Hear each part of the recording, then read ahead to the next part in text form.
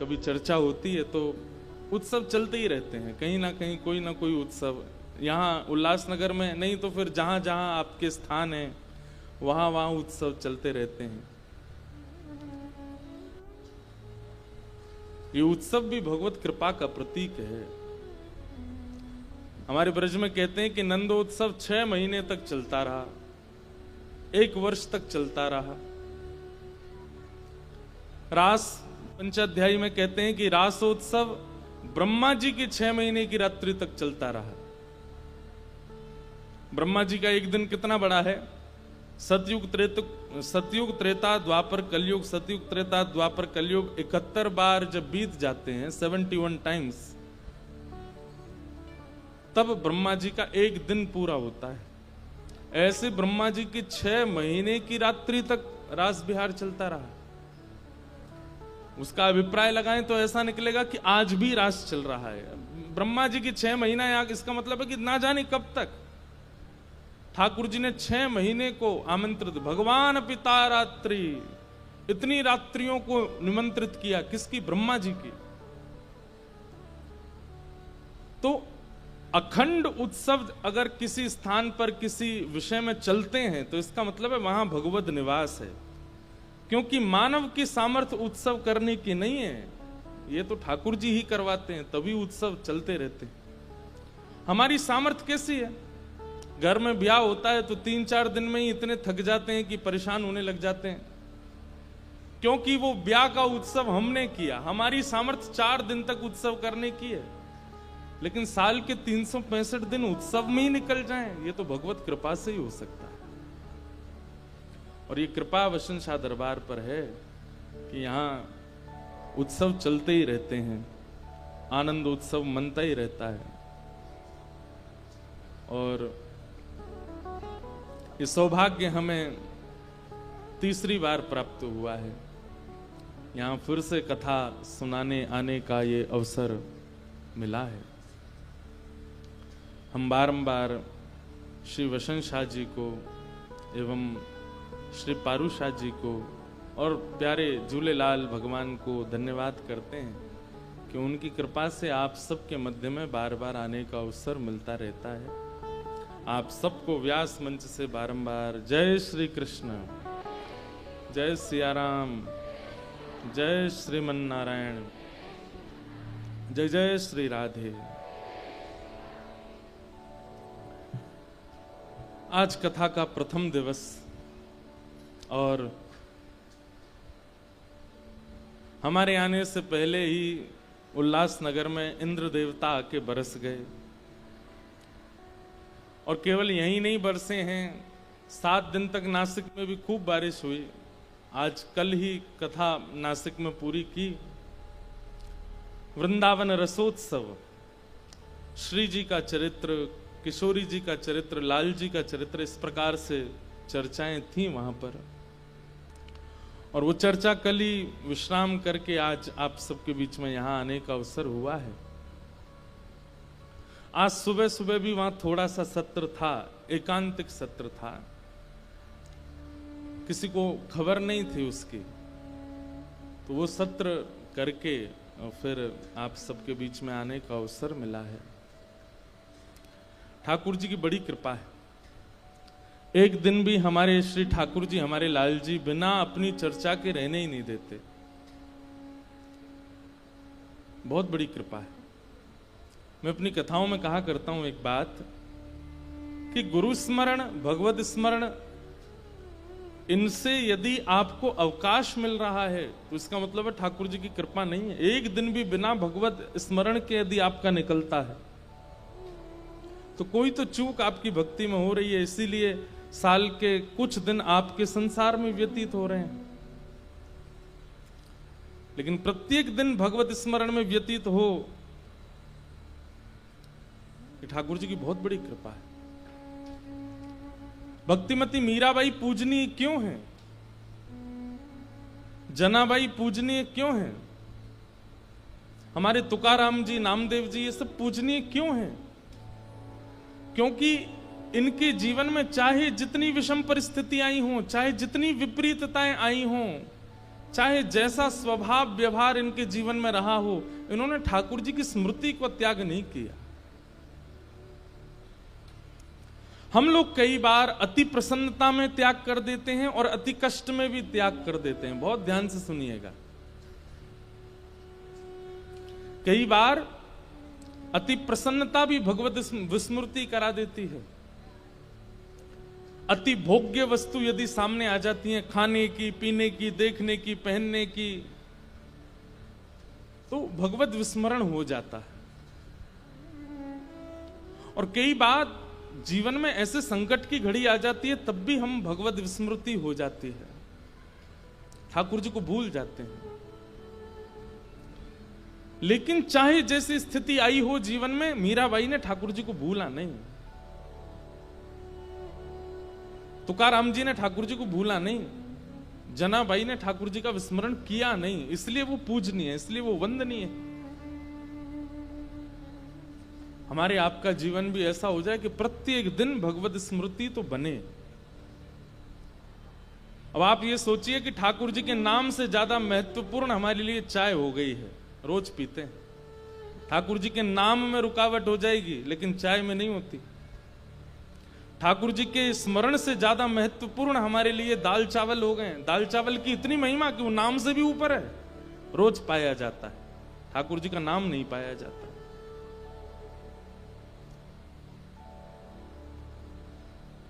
व्यक्ति ने बिना किसी गुरु की आज्ञा के रोज चाय पीने का नियम तो रख लिया, लेकिन गुरु की आज्ञा होते हुए भी कभी भगवत स्मरण का नियम नहीं बनाया, ठाकुर जी की स्मृति का नियम नहीं बनाया।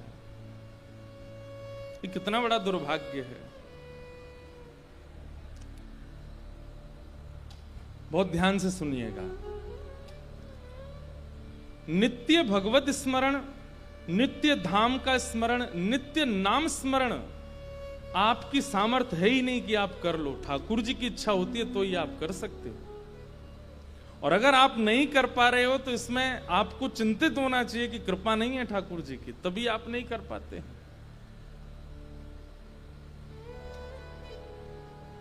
और ठाकुर जी की कृपा के लिए आपको उनके योग्य बनना पड़ेगा, और उनके योग्य बनने के लिए कथाएं सुननी पड़ेंगी। किसी व्यक्ति को कोई अमीर धनवान व्यक्ति अपने यहां काम पर तब रखता है जब वो उसके योग्य लगेगा, और जब योग्यता निपुणता दिखने लग जाती है तो व्यक्ति सहज ही उसके पास आ जाता है, और उसको समय समय पर बोनस भी मिलता रहता है।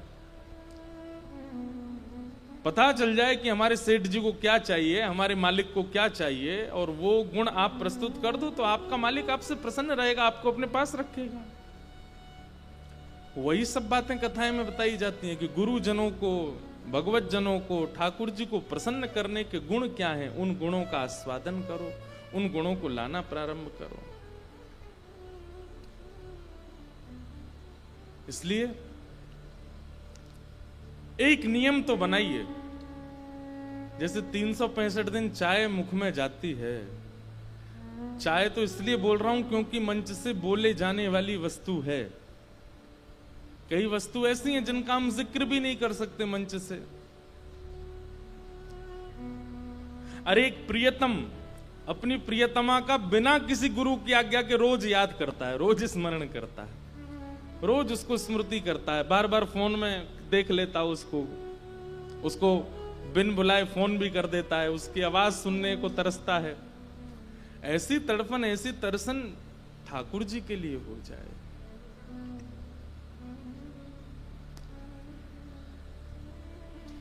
वो भगवत कृपा से होगी, और भगवत कृपा के लिए तो सत्संग आवश्यक है। ये आपके गुरुजनों की कृपा है, वसंत शाह दरबार के गुरुजनों की कृपा है कि यहाँ के वैष्णवों के चित्त में कथा श्रवण की रुचि प्रकट होती है, भगवत कथा श्रवण की इच्छा प्रकट होती है। ये कृपा है।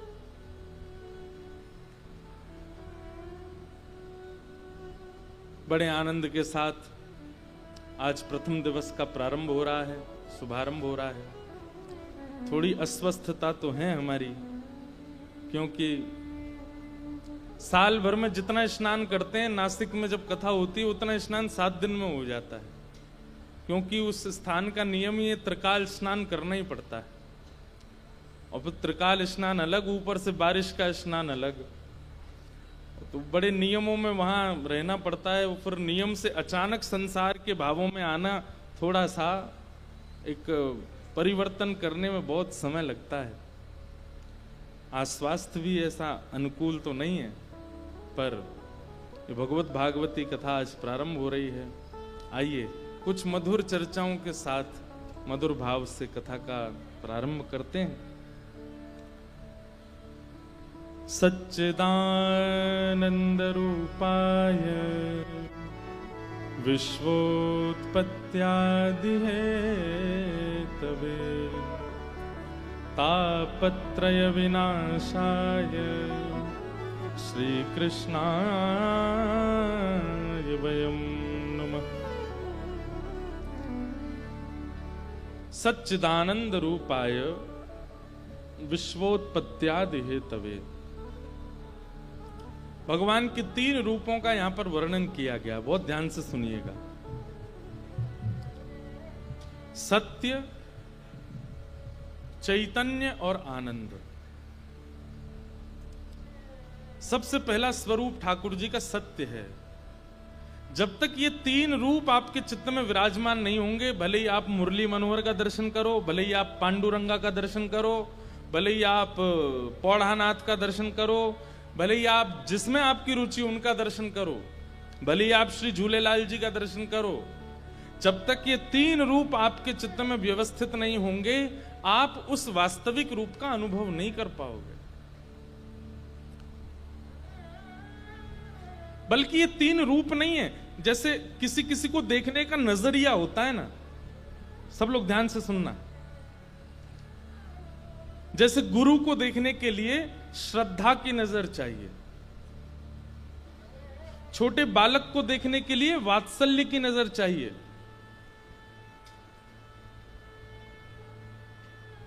पति को देखने के लिए, पत्नी को देखने के लिए प्रेम और सम्मान की नजर चाहिए।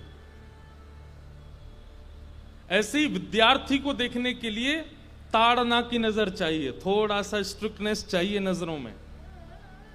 ऐसे ही ठाकुर जी को देखने के लिए 3 नजरिया चाहिए, और वो हैं सत्य, चैतन्य और आनंद।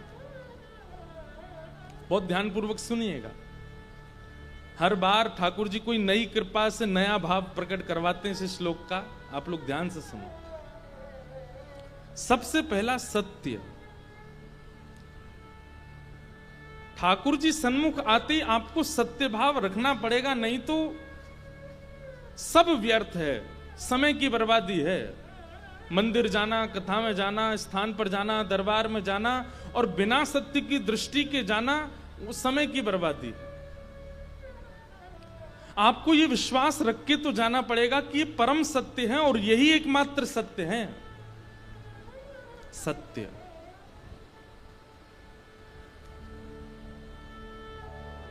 ठाकुर जी के प्रति सत्य दृष्टि। और सत्य दृष्टि कैसी होती है? सत्य दृष्टि का मतलब यह होता है कि जिसके प्रति सत्य का भाव है, उससे आप ना तो कुछ छुपा रहे हो और यह भी आपको पता है कि ना इनसे कुछ छुपा है, वो सत्य होता है।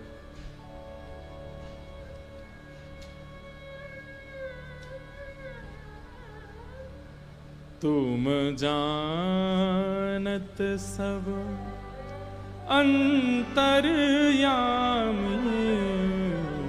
तुम जानत सब अंतर्यामी, करणी कछु ना करी, करणी कछु ना करी, मोरी राखो लाज हरी, मोरी राखो लाज, मोरी राखो लाज हरी।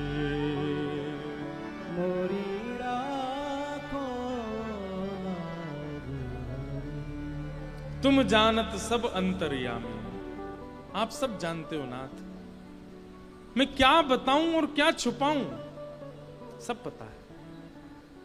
इस स्वीकारीकरण को सत्य स्वरूप कहते हैं। एक बार को हम ठाकुर जी के सन्मुख या अपने गुरुजनों के सन्मुख जाकर के जब जिज्ञासा प्रकट करते हैं ना, तो वह भी एक प्रकार का यह है कि क्या आपके चित्त में सत्य भाव नहीं है कि इनको पता होगा।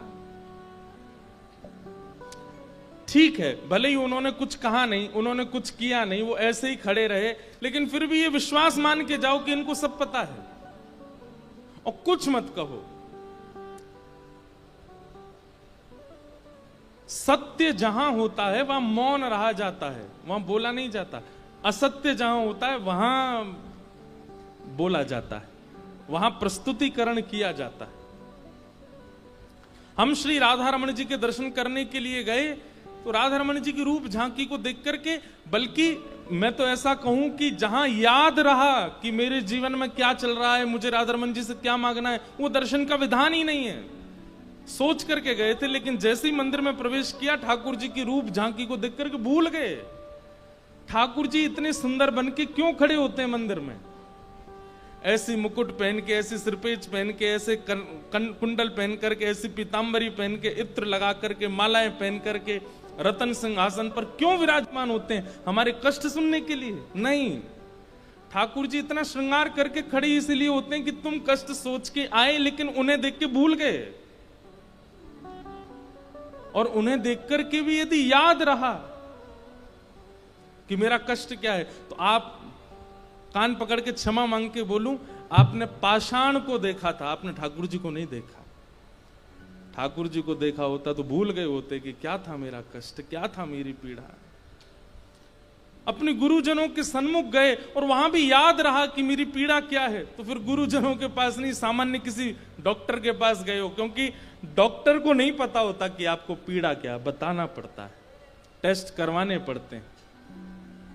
पर जिसके प्रति सत्य भाव है वो परमात्मा तो सब जानता है, उसको क्यों बताना है?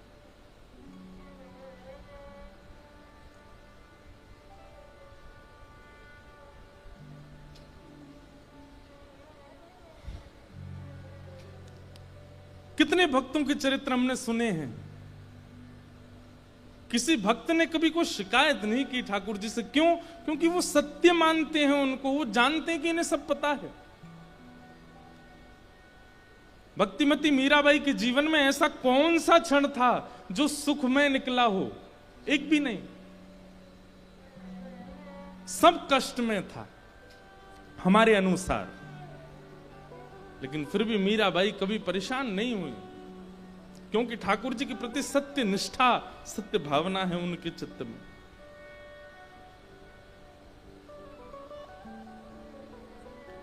तो भगवत दर्शन से पहले सबसे पहले जो आपकी दृष्टि में गुण आना चाहिए वो ये कि ये सत्य हैं, ये सब जानते हैं। और जो बात हमने कही उसको नोट कर लीजिएगा। देखिए, सत्य कोर्ट में बैठे जज को नहीं पता होता, वो दो ही कपड़ों में मिलेगा आपको 365 दिन, काला और सफेद। श्रृंगार करके जज नहीं बैठता, श्रृंगार करके राधा रमण जी बैठते हैं, श्रृंगार करके राधा वल्लभ जी बैठते हैं, श्रृंगार करके कुंज बिहारी लाल बैठते हैं, श्रृंगार करके हमारे ठाकुर गिरधर लाल बैठते हैं। अरे उनके श्रृंगार का थोड़ा तो मान करो। ये तो वही बात हो गई कि दुल्हा बना कोई पहली बार और जैसी घोड़ी पर बैठा आप उसके पास गए, सब तो नाच रहे थे, लेकिन आप जाके भैया मेरी बात सुनो, मेरी बात सुनो। उसने नीचे कान के घोड़ी पे बैठा बेचारा, क्या बात है, मुझे 5 लाख रुपए की जरूरत है, दे दोगे थोड़े से? अरे भाई अभी तो तू देख ले, मैं कहाँ दुल्हा बना बैठा हूं, तू मुझसे 5 लाख रुपए की याचना करता है। कोई दुल्हा बना, आप उसके पास, अरे भाई सुनो सुनो सुनो, क्या हो गया? मुझे बुखार आ रहा है बहुत तेज। अरे तो भाई दवाई ले ले, मैं दुल्हा हूं, मुझे क्यों छेड़ रहा है? ठाकुर जी तो हमारे रोज दुल्हा बनते हैं। जाओ राधा वल्लभ लाल, श्री राधा वल्लभ जी रोज दूल्हा बनते, रोज सेहरा पहन के बैठते हैं। रोज मंदिर में जाओगे, राधा वल्लभ जी के मंदिर में लिखा होगा आज ब्याहुला है, ठाकुर जी का आज ब्याह हो रहा है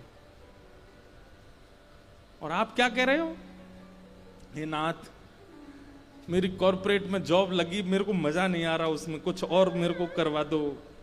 ठाकुर जी कहेंगे बावड़े हम दुल्हा बने बैठे हैं, तेरी तू जॉब की बता रहा अपनी हमको।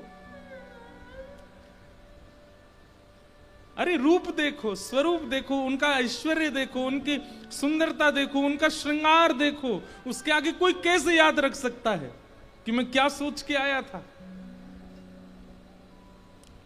अरे हम तो कहते हैं कि बाहर द्वार तक याद था, भीतर आके भूल गए, और फिर जब बाहर निकल के गए तो ये भी भूल गए कि मैं सोच के क्या आया था, पीड़ा थी क्या, मुझे याद ही नहीं रहा। मीराबाई के पूरे चरित्र में हमने देखा कि ज्यादा से ज्यादा 2 या 3 बार उनको याद रहा और उन्होंने बोला।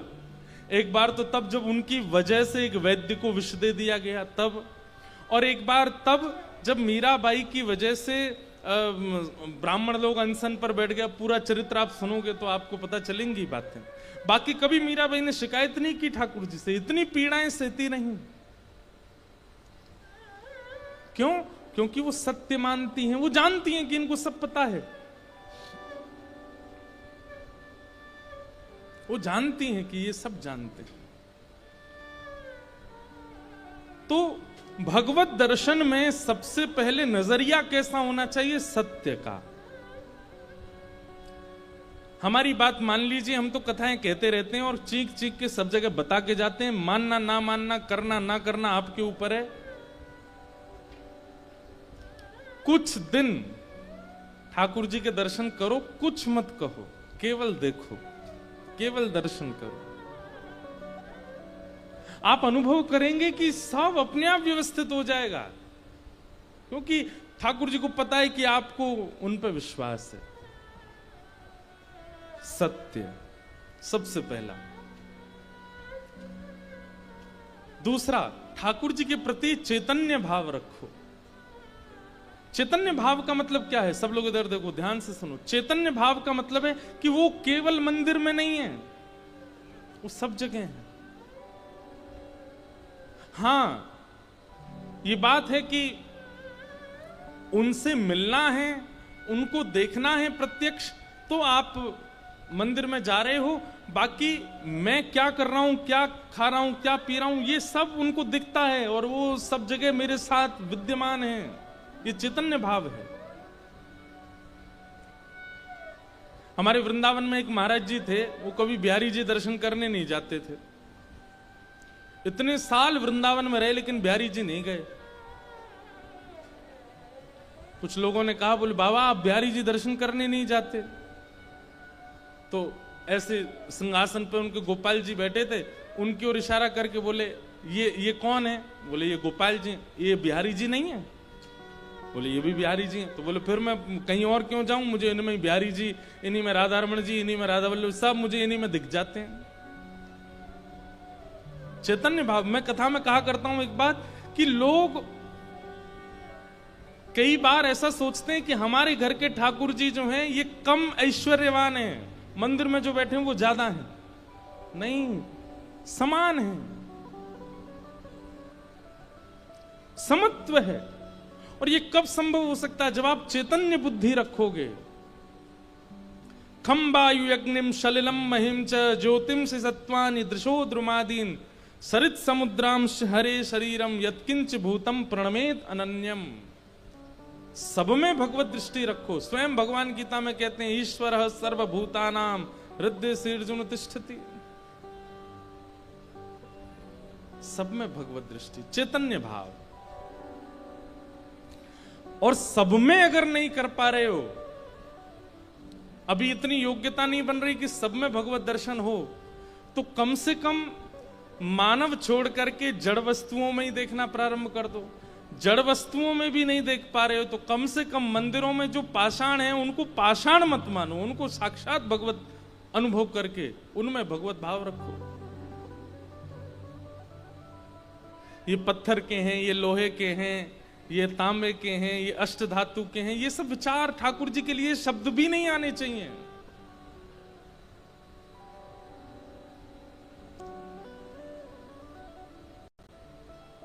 हमारा संबोधन कोई इस प्रकार नहीं करता, देखो वो मांस का टुकड़ा घूम रहा है, तुम मिलके आए उससे।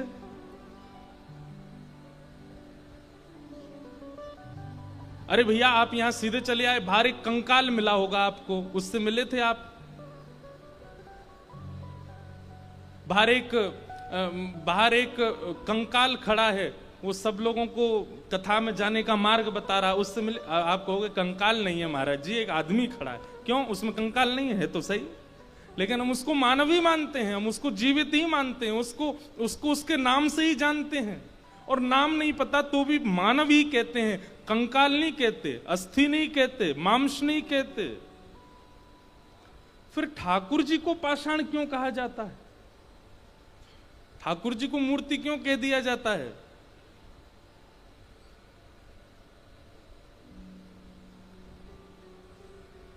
ये चैतन्य बुद्धि नहीं है इसलिए कहा जाता है। अरे वो चित्रपट भी है ना तो भी ठाकुर जी हैं, वो अष्टधातु के हैं तो भी ठाकुर जी हैं, वो मार्बल के हैं तो भी ठाकुर जी हैं, वो गुड्डा गुड़िया हैं तो भी ठाकुर जी हैं। कितने बालक ऐसे हमने देखे हैं गुड्डा गुड़िया लिए घूमते हैं, ठाकुर जी के रूप स्वरूप के, उन्हीं का श्रृंगार करते हैं, उन्हीं को गोद में बैठाते हैं, उन्हीं को हृदय से लगाए रहते हैं। चैतन्य बुद्धि यदि नहीं होगी तो फिर ठाकुर जी का अनुभव मुश्किल है। सबसे पहले सत्य दृष्टि, दूसरी चैतन्य बुद्धि ठाकुर जी के दर्शन में, और तीसरा है आनंद स्थिति।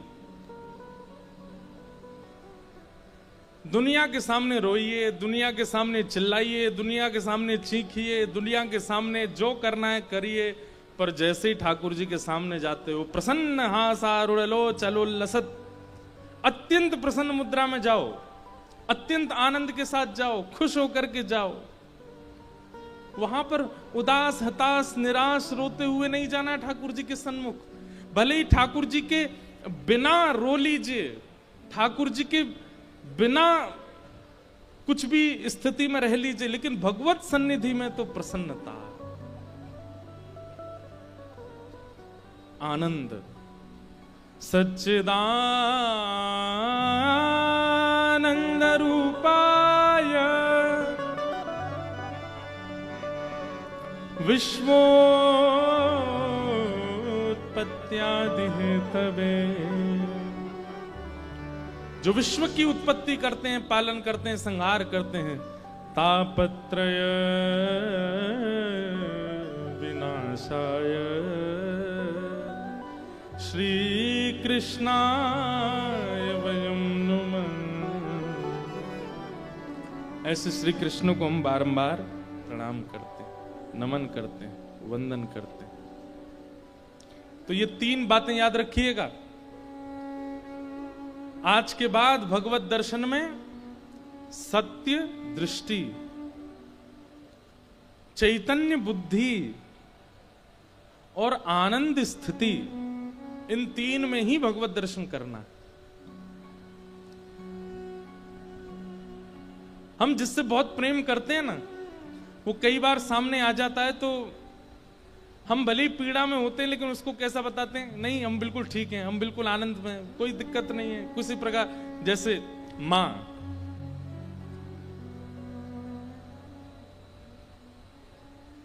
मां, अगर बेटा बहुत दिन बाद आता है और मां को दर्द है, सिर में दर्द है या बुखार है, कुछ भी है, आज बहुत दिन बाद बेटा आ रहा है, तो मां का स्वभाव कैसा होता है? उसको पता ना चल जाए, उसको पता नहीं चलना चाहिए कि मैं बीमार हूं, उसको पता नहीं, मेरी दवाइयां छुपा दो। कई माँ ऐसे करती है ना। या बेटा बाहर भी होता है तो माँ घर के लोगों से कहती है डॉक्टर बुला लो, दवाई करा दो, उसको मत बताना, उसको पता नहीं चलना चाहिए। क्यों? प्रेम में सह लिया जाता है, बताया नहीं जाता है। और जहां सहने की स्थिति ना होती हो वो प्रेम नहीं है। हमारी व्यासपीठ प्रेम लक्षणा भक्ति को केंद्र में लेकर के चलती है, और यहां प्रेम लक्षणा भक्ति की बातें बताई जाती हैं, इसलिए उसी भाव से सुनिए।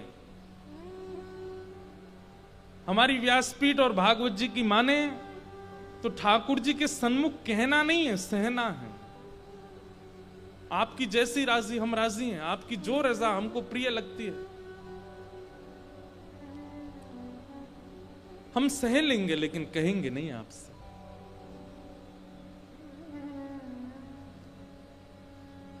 और एक होता है सह लेना और कहना नहीं, पर अपने एक्सप्रेशन से सामने वाले को पूर्ण रूप में पता करवा देना कि ये पीड़ा में है, ये भी गलत है। कई लोग ऐसे होते हैं, वो आपको बोलेंगे नहीं कि आपसे परेशान है, पर हरकतें ऐसी करेंगे कि आपको पता चल जाएगा कि आप परेशान हो। भोजन कर लो, मन नहीं है। चाय पी लो, इच्छा नहीं है। कुछ ठंडा पियोगे, नहीं, गला बैठा है। बोल नहीं रहे कि आपसे परेशान है, लेकिन अच्छा थोड़ा घूमने चलोगे, मन नहीं है। सो लो थोड़ी देर, बोले नींद नहीं है। पानी पियोगे, प्यास नहीं है मुझको। कुछ कहोगे, नहीं कुछ नहीं, बस। अब देखो इसमें ये स्थिति क्या है कि बोल नहीं रहे हैं कि परेशान है, लेकिन अपना व्यवहार ऐसा कर दिया है कि उसको पता चल ही जाएगा कि वो परेशान है। कई लोग ऐसा भी कर सकते हैं ठाकुर जी के सन्मुख जाकर के, बोल नहीं रहे, इंद्रेश जी मना करके गए थे, बोलना नहीं है, कष्ट कितना है। पर मंदिर में जाके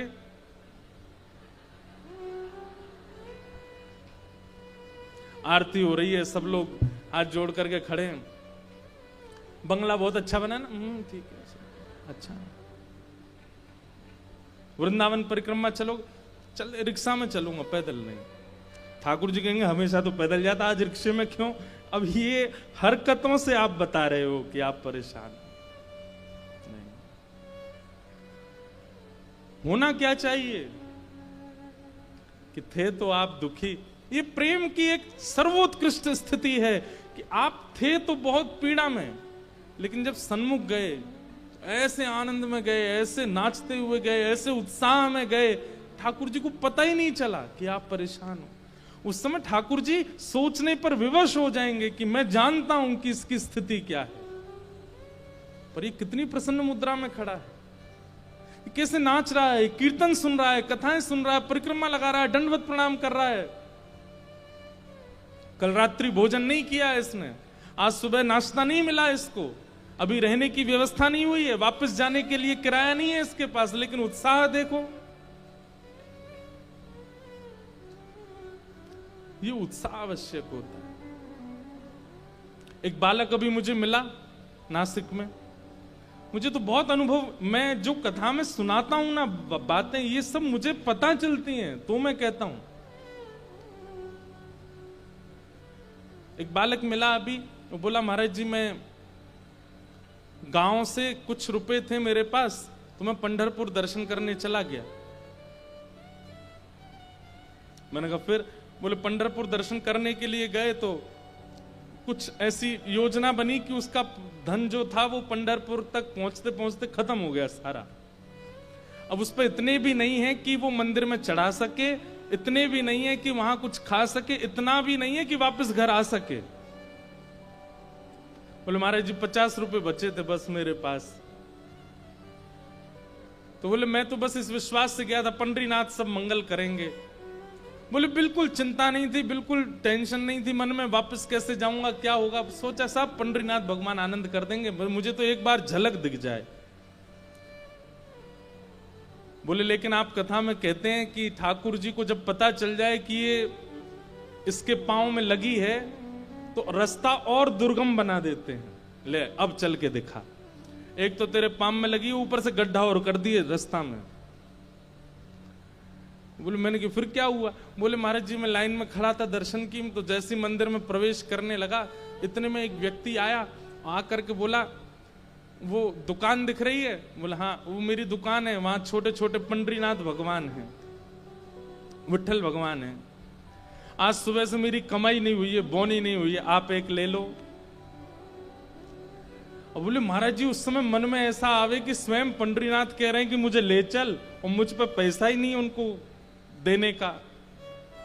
और वो आदमी हाथ पकड़ के बोले मेरी सुबह से बोनी नहीं हुई है, एक ले जाओ ना आप। अब मैं उसको बोल रहा हूं कि भाई मेरे पास व्यवस्था नहीं है, मेरे पास घर वापस लौटने तक का भी धन नहीं है, मैं ठाकुर जी कैसे लूंगा। वो कह रहा है वो हम देख लेंगे, आप पे जितना हो उतना दे दो, लेकिन ठाकुर जी ले जाओ।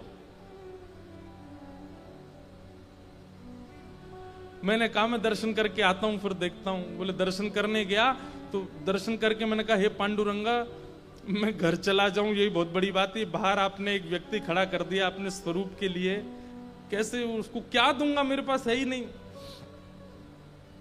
बोले महाराज जी हम मंदिर से निकल करके छुपके जा रहे थे, निकलने का प्रयास कर रहे थे वहां से कि वो देख ना ले। बोले मैं छुपके निकल गया, दूसरी गली में पहुंच गया तो वो सामने से आ गया, ये तुम कहां भागे जा रहे हो, तुम कह के गए थे ठाकुर जी लोगे, चलो मेरी दुकान पे। मैंने उसको कहा भाई तू मेरी जेब देख ले, मेरे पास कुछ नहीं है। तो बोला कितना है तुम्हारे पास? बोले 50 रुपया बचा है बस, लेकिन मेरे घर वापस जाने का भी किराया नहीं है मेरे पास।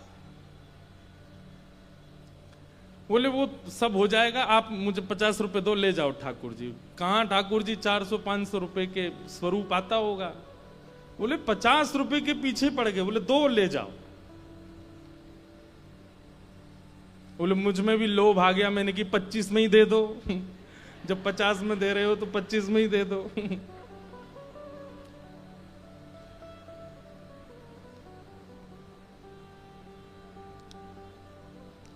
ले लिए ठाकुर जी।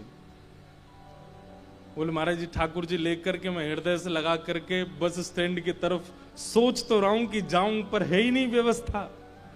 लेकिन एक बार भी मन में ऐसा नहीं आया कि कहूं ठाकुर जी से कि कोई व्यवस्था करो। बोलो बस स्टॉप पहुंच गए, हमारे गांव जाने वाली बस आ गई सामने।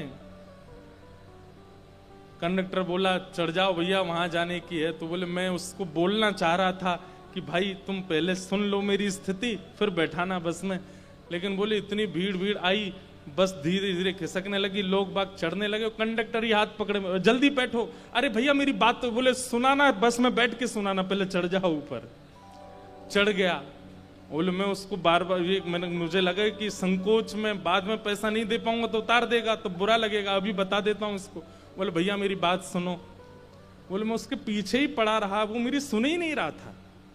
मैं बार बार उसको बोलूं भैया मेरी एक बात तो सुन लो। बोले रुक जा अभी पीछे टिकट काट के आता हूं। बोले पीछे चला गया, कहीं बैठ गया, फिर पीछे जाके किसी से बात करने लगा। मैंने कहा भैया मेरी बात तो सुनो, मुझे आपको एक बात बतानी है। बोले इतने में तो आधा रास्ता पार हो गया। वो बोलता है कि अभी एक जगह बस रुकेगी चाय पीने, वहां बताना मुझे। वो बोले ना वो मुझसे पैसे मांग रहा है ना मेरी सुन रहा है। बोले वहां में उतर गया तो उसका पेट खराब हो गया, वो वॉशरूम में ही बैठा रहा बहुत देर। तो बोले वहां से निकल के आया, बस चलने का समय फिर बैठ गया। मैंने उसको फिर कहा भैया आप मेरी बात सुन लीजिए, बाद में आप मुझे नाराज। बोले फिर पता नहीं क्या कारण बन गया, कभी कहीं चला जाए कभी कहीं। बोले मेरी सुनी ही नहीं, मुझसे बोला चुपचाप बैठे रहो मैं बात करूंगा बाद में। बोले जब मेरा घर 5 मिनट की दूरी पर रह गया तब आया मेरे पास। अब बताओ क्या कह रहे थे तुम? भैया मैं ये कह रहा था मेरे पास बस 20 रुपए पड़े हैं और बस की टिकट 200 रुपए की है, मैं देने लायक स्थिति में नहीं हूं। वो तुरंत बोलता है बोले तुम चढ़े क्यों बस में? बोले मैं तो मना कर रहा था, आप ही चढ़ा ले गए। बोले फिर वो ड्राइवर से बोलता बस रोको इसको, उतार दो यहीं पे। बोले जहां उतारा था वहीं मेरा घर था पास में बोले उतर के मैं घर पहुंच गया प्रेम से। मैंने कहा भाई तुम्हारी जय हो ऐसे ठाकुर जी। अब वो रोवे सो रोवे बताते बताते और अपनी स्थिति कहते, ऐसे ठाकुर जी। इसलिए इनको केवल आप बातें मत समझा कीजिए कि बस कोई आया मंच पर बैठ करके सुना के चला गया। एक बार पालन करके देखिए, आप स्वयं अनुभव करेंगे कि परिवर्तन दिखा है मुझे। सत्य, चैतन्य और आनंद, इन 3 स्थितियों का भाव। श्रीमद् भागवत का प्रारंभ इन 3 शब्दों से होता है, तो सोचिए इन शब्दों की महिमा कितनी होगी। सत्य नजरिया, चैतन्य बुद्धि और आनंद स्वभाव। मत बताइए ठाकुर जी को कि आप पीड़ा में हैं, ऐसा प्रिटेंड करो कि नहीं आप बिल्कुल ठीक हो, कोई दिक्कत नहीं है। ये प्रेम है।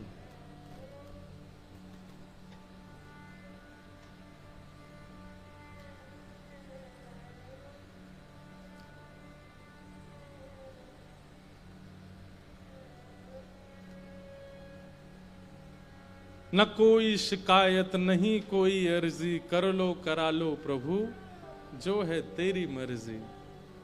सुख दो या गम जो भी प्रेम से सहूंगा, जहां ले चलोगे वहीं मैं चलूंगा।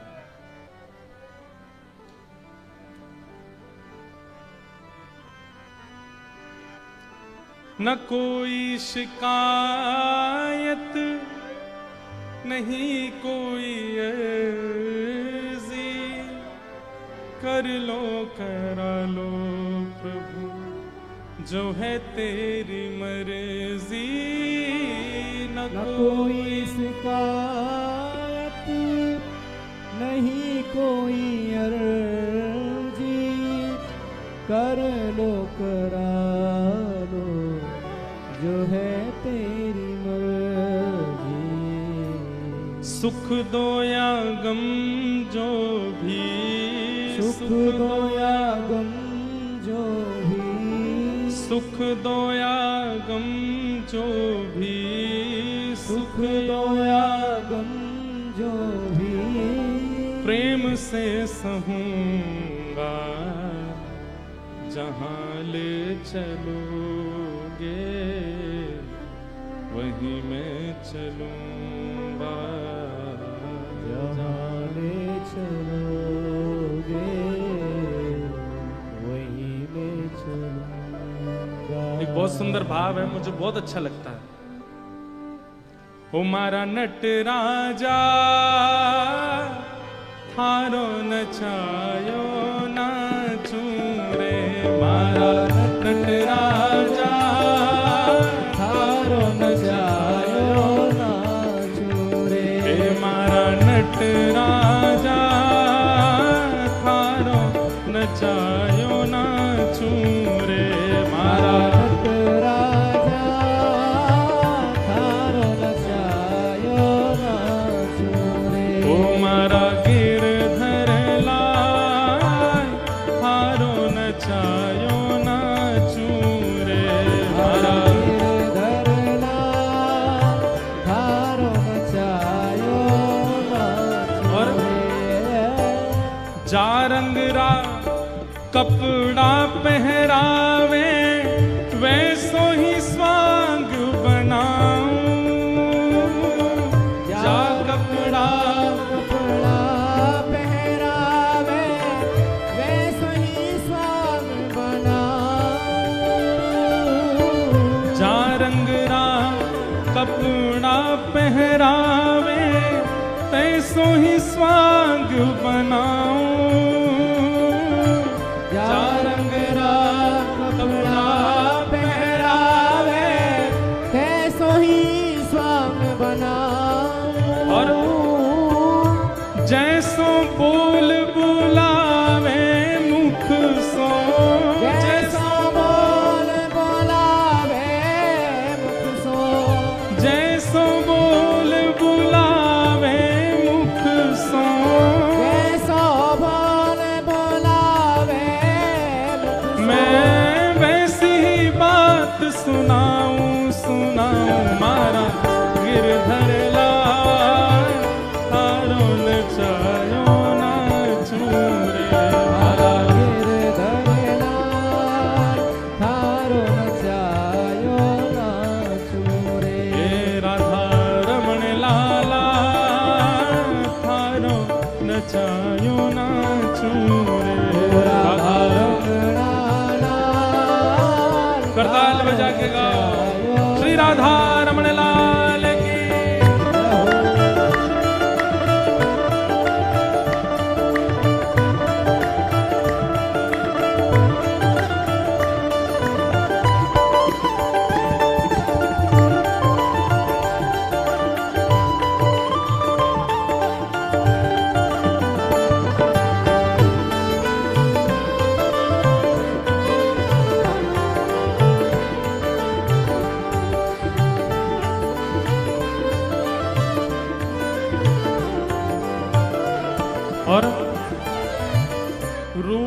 सूखा जो कछु देवे थारे ही भोग लगाऊं। रूखा सूखा जो कछु देवे थारो ही भोग लगाऊं। रूखा सूखा जो कछु देवे थारे ही भोग लगाऊं। रूखा सूखा जो कछु देवे थारे ही भोग लगाऊं। और रूखा सूखा ठाकुर जी कहेंगे अच्छा तो रूखो सूखो हमें भोग लगावे को। फिर अगली पंक्ति में क्या कह रहे हैं, और कभी कभी हाँ खीर परोसिया छाछ राबड़ी। खीर परसया छाछ राबड़ी। खीर परसिया छाछ राबड़ी। खीर परसया छाछ राबड़ी। मैं सबई प्रेम सो पवाऊं पवाऊं मारा गिरधर लाल तारो नचायो नाचूं। मारा गिरधर लाल थारो नचायो नाचूं रे। हे मारा नट राजा थारो नचायो नाचूं रे। मारा राजा थारो नचायो और नाचूं रे। ये पंक्ति मेरी सबसे प्रिय है। क्या, घर का प्राणी कहा न माने मन मन खुशी मनाऊं। घर का प्राणी कहा न माने मन मन खुशी मनाऊं। सखा संबंधी कहा न माने मन मन खुशी मनाऊं। सखा संबंधी कहा न माने मन मन खुशी मनाऊं। कोई व्यक्ति आपकी एक बार कही गई बात मान जाता है, इसका मतलब क्या है? आपकी हर बात मानने वाले व्यक्ति के प्रति आपका मोह बढ़ेगा। अरे मैं जो कह दूं तुरंत करता है। और कोई आपकी ना माने तो उसके प्रति जो तनिक मोह होगा वो भी छूट जाएगा। ठाकुर जी यदि घर के लोग आपकी बात नहीं मानते हैं तो ठाकुर जी चाह रहे हैं भाई सब तज हरि भज, सब छोड़ दे मेरे पास रहे। घर का प्राणी कहा न माने मन मन खुशी मनाऊं। घर का प्राणी कहा न माने मन मन खुशी मनाऊं।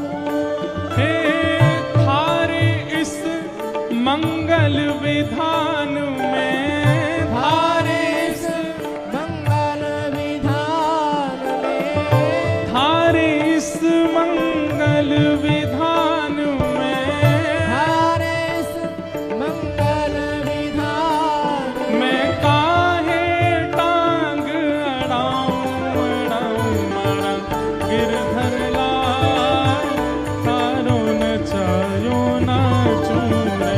मारा गिरधर लाल थारो नचायो नाचूं रे। हे मारा नट राजा थारो नचायो नाचूं रे।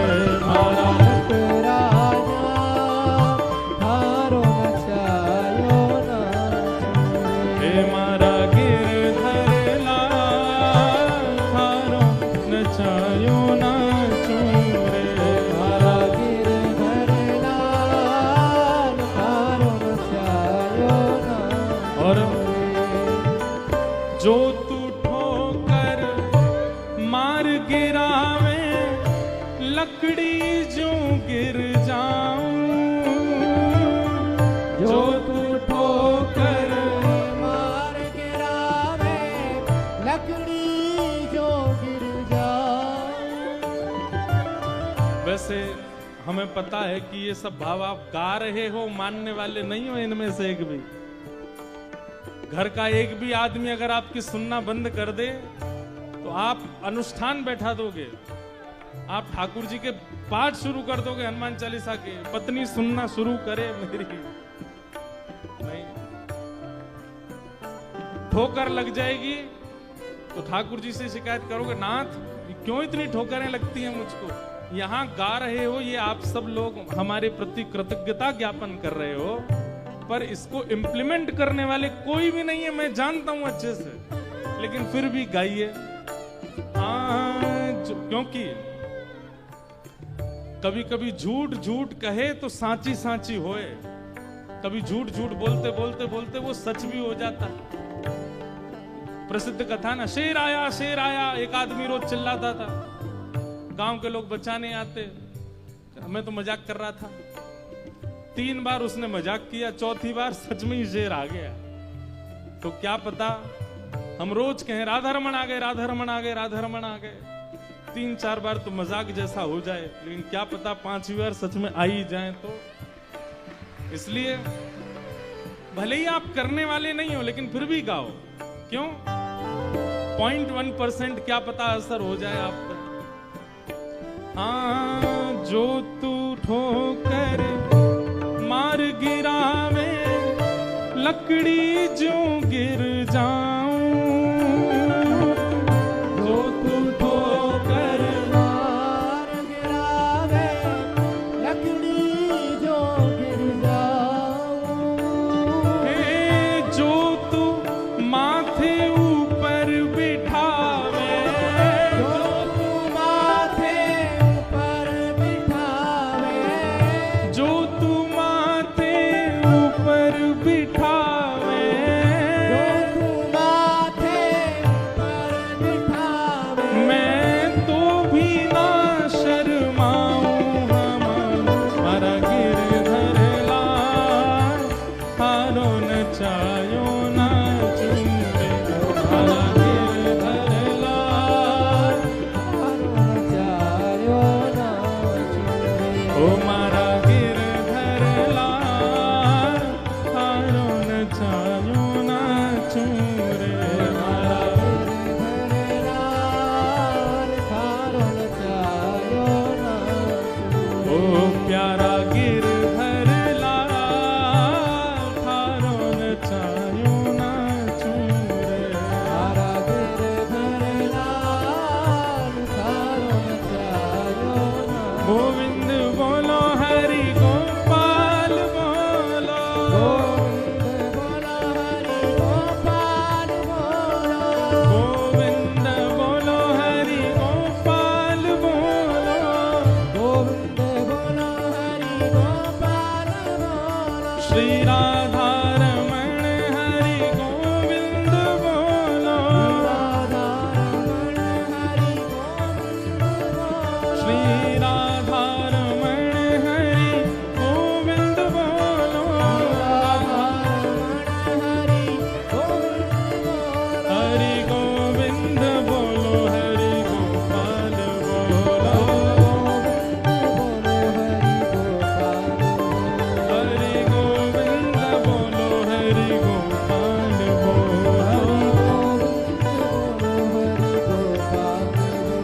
हरि गोविंद बोलो, हरि गोपाल बोलो, हरि गोविंद बोलो, हरि गोपाल बोलो, श्री गोविंद बोलो, हरि गोपाल बोलो, करताल बजा के गाओ, श्री राधा रमण हरि गोविंद बोलो, श्री राधा रमण हरि गोविंद बोलो,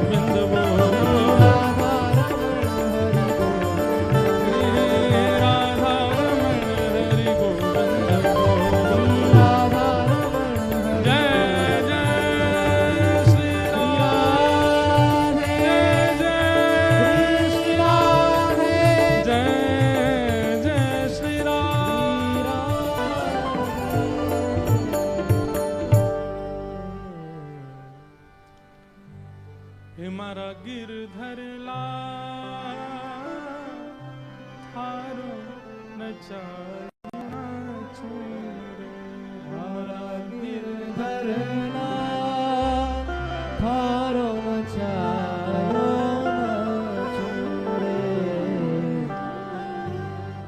सच्चिदानंद रूपाय विश्वोत्पत्त्यादि हेतवे तापत्रय विनाशाय श्री कृष्णाय वयं नमः।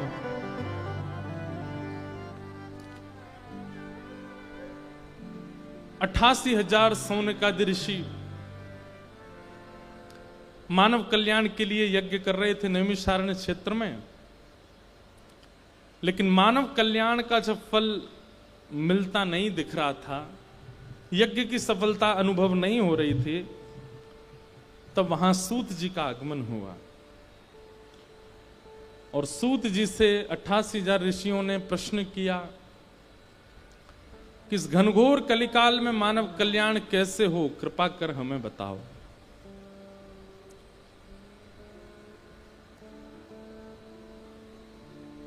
तब सूत जी महाराज यहां कहना प्रारंभ करते हैं, कालव्याल मुख ग्रास त्रास निर्णास हेतवे श्रीमद्भागवतं शास्त्रं कलौ कीरेण भाषितम्।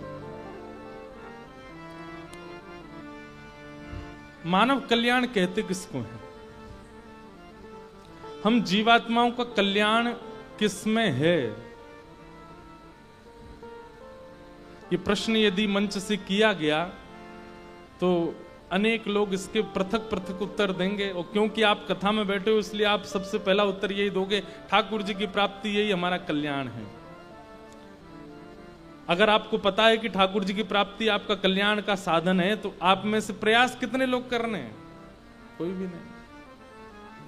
तो ये तो वही बात हो गई कि कभी कई लोग होते हैं बड़ा चढ़ा के बोलते हैं, तो वो बड़ा चढ़ा के बोलने वाली बात हो जाएगी अगर आप ऐसा कहते हो तो। लॉजिकल बात पर आते हैं कि मानव कल्याण कहते किसको है? मानव कल्याण है क्या? अपने उद्देश्य की पहचान, स्व की पहचान कि मैं आया क्यों हूं धरा धरती पर, मेरा आगमन क्यों हुआ इस संसार में।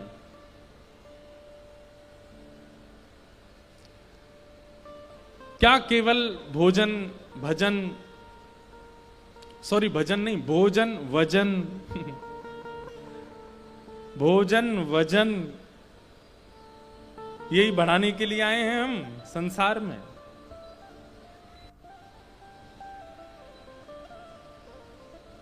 अपने उद्देश्य को पहचानना यही कल्याण है। जिस दिन आप पहचान गए कि मेरा आगमन, मेरा जन्म लेना वो इस कारण से है, उसी दिन आपका कल्याण होना प्रारंभ हो जाएगा। और मानव कल्याण का दूसरा भाव क्या है? पुनर्जन्म न विद्यते, पुनः दोबारा संसार में आना ना पड़े, तब समझो कि उसका कल्याण हुआ।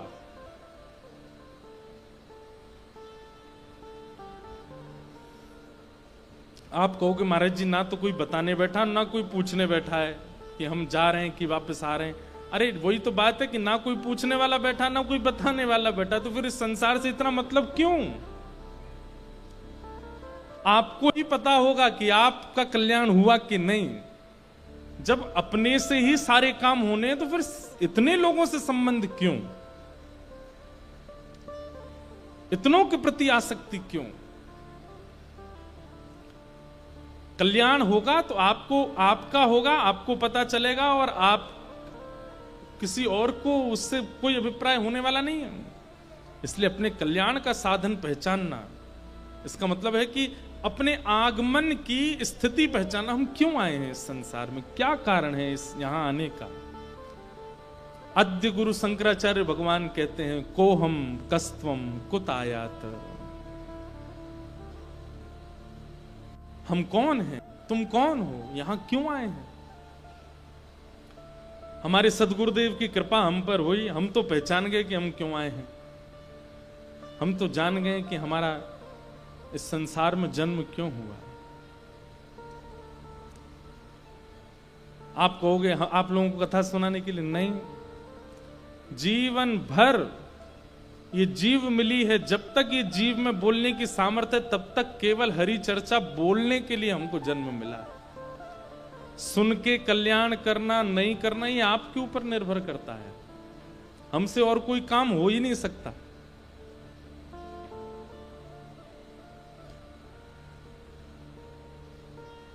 एक बात बोलें, सब लोग बहुत ध्यान से सुनिएगा।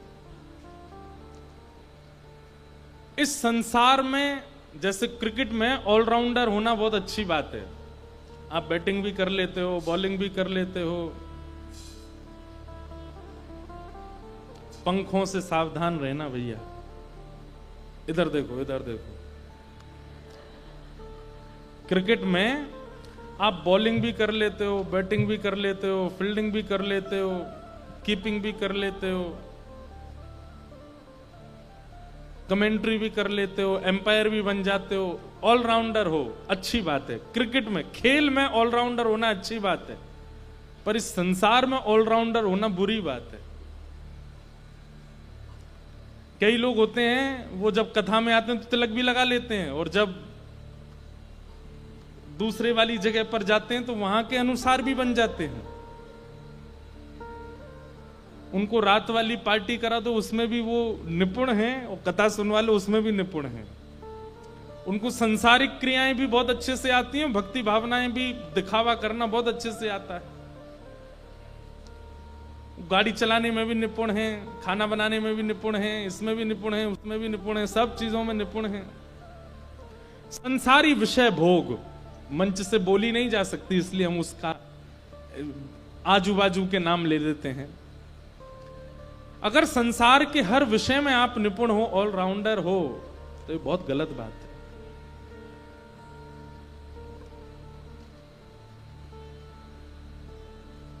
कोई ऐसी चीज तो हो जिसमें ये आप कह सको कि ये मुझे नहीं आता, ये मुझसे नहीं हो सकता।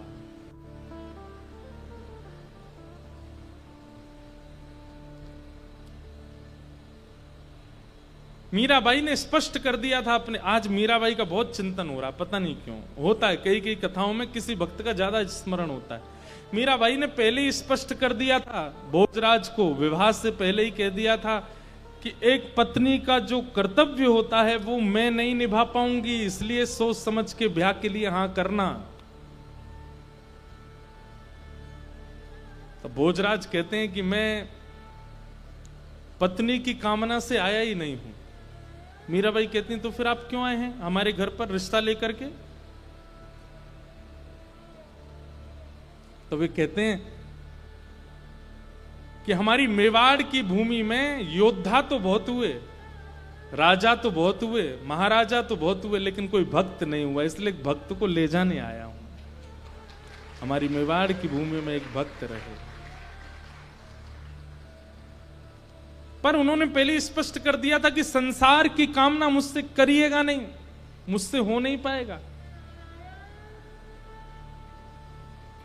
हमारे हिसाब से वैष्णवों को बहुत क्लियर होना चाहिए संसारी लोगों के सामने कि आप मुझसे ये उम्मीद मत कीजिएगा कि आप रात में इस प्रकार के व्यवचार करेंगे और मैं वो सह सकता हूं, मुझ में सामर्थ्य भी है सहने की, लेकिन मैं नहीं सहूंगा। ये स्पष्टीकरण एक वैष्णव में होना चाहिए।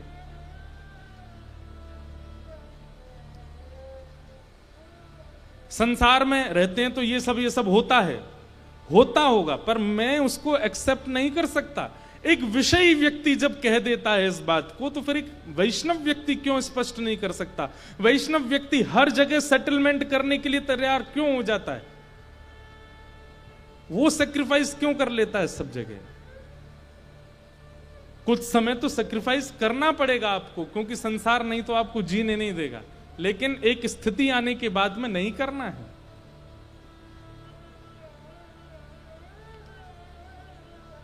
हम और किसी लायक रहे ही नहीं, एक ही काम है हमारा। हम तो एक बार कहते हैं कथा में, सबसे ज्यादा संसार में फंसते कौन है पता है? पुनर्जन्म सबसे ज्यादा किन लोगों का होता है? जो भक्ति भी करते हैं और विषय भी भोगते हैं, दोनों तरफ पैर लगा रखे हैं। 7 दिन कथा हो रही है तो आचरण शुद्ध है, लेकिन कथा विश्राम होते ही अब तो कथा हो गई। 9 दिन की नवरात्रि चल रही है तो आचरण शुद्ध है। दशहरा आते ही तो अब तो खुली छूट है महाराज। मैं कहां था अभी, कहीं कथा थी, हाँ चंडीगढ़ में कथा थी नवरात्रि के समय। तो दशहरा के दिन शायद पूरी हुई थी, पता नहीं, मुझे याद नहीं, पर मुझे खबर क्या सुनाई दी कि 10वीं के दिन, जिस दिन नवरात्रि पूरी हुई उसके अगले दिन किसी मांस की शॉप का इतना विक्रय हुआ सामान कि सुबह खुलने के 3 घंटे के भीतर भीतर तो सब बिक गया, बचा ही नहीं।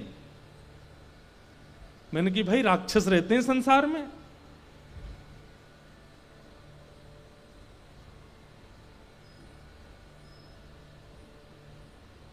बड़े बड़े लिकर स्टोर जो होते हैं उनमें से बोतलें खत्म हो गई, पी गए सब, प्यासे घूम रहे थे 9 दिन से। मेरे मन में तब आता है कि वो 9 दिन क्यों नहीं पी गई, क्योंकि विचार ये था कि नवरात्रि चल रही है, अभी मैया जी का वास है, इसका मतलब वो भक्ति भी कर रहे हैं और 10वीं आते ही वो छोड़ भी नहीं रहे हैं। ऐसी स्थिति के जो लोग होते हैं जो दोनों तरफ मुंह मारते हैं, उनकी अधोगति निश्चित है। एक ठौर पकड़िए बस, ये बात हम खुले मंच से और लगभग सब जगह कहते हैं, एक ठौर पकड़िए, एक जगह पकड़िए। यदि आप संसार के विषयों को नहीं छोड़ पा रहे हैं तो पूर्ण रूपेण उनका उपभोग कीजिए। आपके पास कहने को ठाकुर जी के पास शब्द होगा, देख लीजिए मैं अगर संसारी था तो मैं आपकी कथा भी तो नहीं सुनता था, आपके मंदिर भी तो नहीं आता था, आपके दर्शन भी तो नहीं करता था, संसार का उपभोग किया।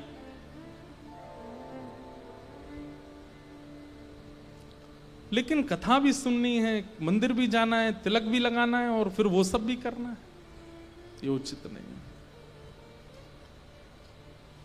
2 घोड़े पर पैर रख के सवारी करने वाले गिर जाते हैं।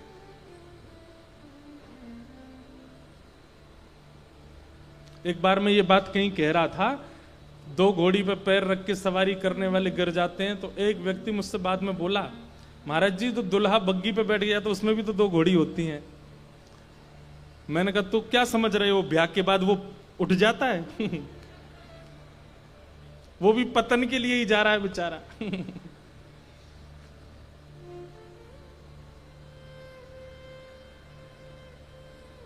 एक के रहिए।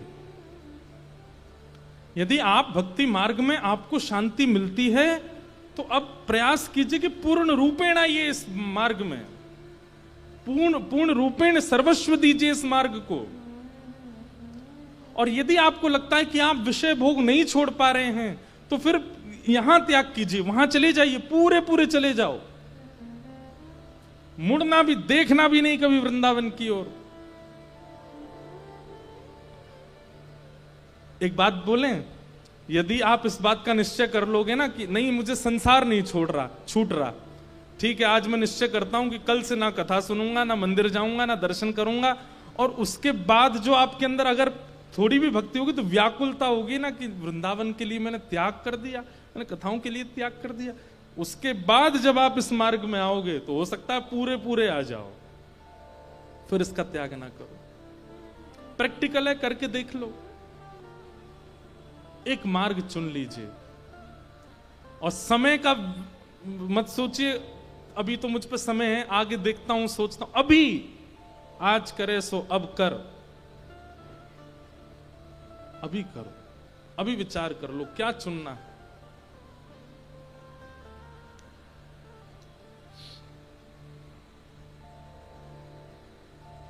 कि कालव्याल मुखग्रास त्रास निर्णास है, गावे, श्रीमद्भागवतं शास्त्रम् कलौ कीरेण भाषितम्। मानव कल्याण यदि आप चाहते हैं, अपना कल्याण यदि चाहते हैं, तो श्री भागवत जी का आश्रय लीजिए। भागवत जी से यही प्रश्न रख करके रोज कथा सुनिए कि मेरा कल्याण कैसे होगा। भागवत जी आपको साधन बताएंगे। किसी का कल्याण ज्ञान मार्ग से है, किसी का कल्याण वैराग्य मार्ग से, किसी का कल्याण भक्ति मार्ग से, किसी का कल्याण प्रेम लक्षणा भक्ति मार्ग से है, और किसी किसी का कल्याण संसार के भोग विलास से ही है। ये भी बात है। कई लोगों को ठाकुर जी ने दुनिया में भेजा ही इसीलिए कि ये भोग भोगें, इनके लिए और कुछ नहीं है। क्यों? क्योंकि वे भोग भोगेंगे तो उनको देख करके कई और लोग भी तो भोग की तरफ भागेंगे। माया अपना काम कैसे करेगी? फिर संसार कैसे चलेगा अगर भोग भोगने वाले ही नहीं बचेंगे तो? इसलिए कुछ लोग वो भी चाहिए। भाई सब पांडव थोड़ी हो सकते हैं, कुछ कौरव भी तो बनाए जाते हैं जो कृष्ण को देखते हैं, कृष्ण को पूजते हैं, कृष्ण से मिलते हैं, कृष्ण को छूते हैं, फिर भी कौरव ही रहते हैं। संसार में दोनों चीजें चाहिए। भोजन की थाली में मिठाई है तो नमकीन भी तो है, तभी तो भोजन है। तो कई लोगों का कल्याण भोग से ही है। कल्याण मतलब उनको भेजा ही इसीलिए कि वो भोग भोगें। पर हमारी एक बात सत्य मान लीजिएगा, ये कैसे पता चले कि हम भोग भोगने आए हैं कि भक्ति मार्ग के लिए आए हैं? अपने जीवन काल में एक बार भी यदि कथा प्रिय लग गई हो, अपने जीवन काल में एक बार भी वृंदावन प्रिय लग गया हो, अपने जीवन काल में एक बार भी अपने सदगुरु प्रिय लग गए हो, उनकी वाणी प्रिय लग गई हो, उनका दर्शन प्रिय लग गया हो, तो इसका मतलब आप भोग भोगने के लिए बने ही नहीं हो। आप भोग के लिए आए ही नहीं हो। आपका रुझान भक्ति मार्ग में एक बार भी हुआ है तो इसका मतलब भोग्य वस्तु आपके लिए नहीं है।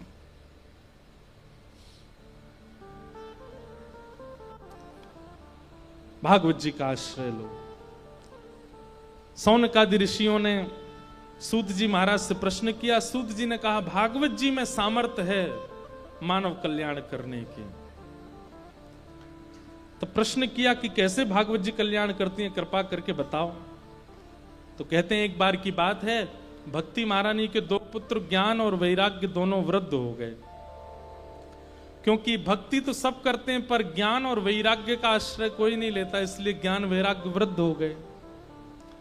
तब वृद्ध हुए ज्ञान वैराग्य को पुनः युवा करने की प्रेरणा से नारद जी महाराज बद्रीनाथ गए। और बद्रीनाथ में जाकर के सनक सनंदन सनातन सनत कुमार भगवान के प्रथम अवतार, उनसे पूछा कि ज्ञान और वैराग्य युवा कैसे होंगे, कृपा करके बताओ। बहुत ध्यान से सुनिएगा। व्यक्ति कुमार्ग पर क्यों चलता है? क्योंकि ज्ञान का भाव है। छोटे बच्चे को 500 रुपए अगर आपने दिए तो वो मुंह में लेके फाड़ देगा। क्यों? अज्ञानी है। ठाकुर जी योग्यता सबको देते हैं, शक्तियां सबको देते हैं, इंद्रियां सबको देते हैं, पर हम अबोध बालक की तरह उन शक्तियों का, उन इंद्रियों का दुरुपयोग कर देते हैं।